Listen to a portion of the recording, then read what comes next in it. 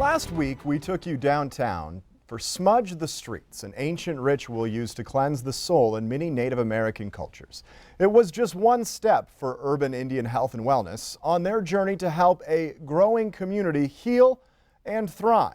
Q2's Jenny Fick has more.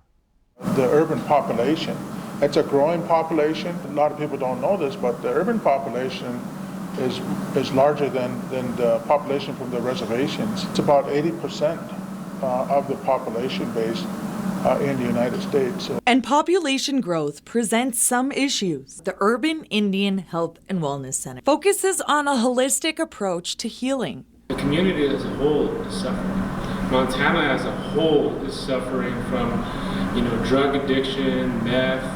Some of the unconscious biases that I received through some of the services here in Billings, some of them was, here in the real world, right? And so it's like, here in the real world, this is how we do it. And so I lived on a reservation, the majority of my life. So I didn't come here by choice. I wasn't here by choice. I had an addiction. That's the unconscious biases that I would receive. And so I felt less than. An important step is to remove the patronization and the barriers. It's looking at each other as relations. We're all in need. It's not one sector of the community that is the only one suffering. We all need to look at the services we're providing, because it's not going to only be the person you see down the street that's suffering from this. It's going to be a relative, it's going to be a cousin, it's going to be somebody close. One of the things that we do at Billings Urban Indian Health and Wellness Center is we meet our clients where they're at. We just meet them right where they're at.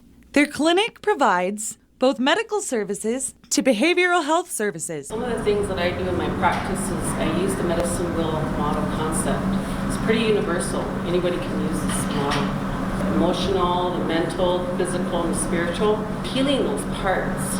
We can't just heal just one part of the medicine wheel. We've got to heal all of it. So some of the things is that I use when I'm talking to a client, meeting them right where they're at. I understand that alcohol and drugs is something that takes care of things. It helps you through. It helps you take a look at who we are as a people. There's a lot of people that it doesn't matter if you grew up on a reservation or not. We become disconnected with that cultural piece of who we are as a people.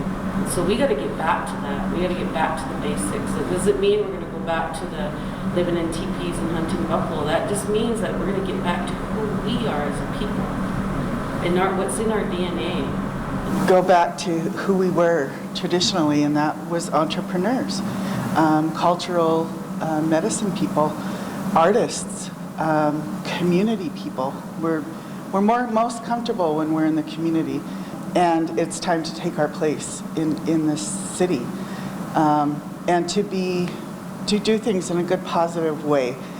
In Billings, Jenny Fick, MTN News. The clinic is located at 1230 North 30th Street. Next week, Jenny takes a look at the ever-expanding urban Indian economic realm and the collaborations taking place to promote more opportunities in the area.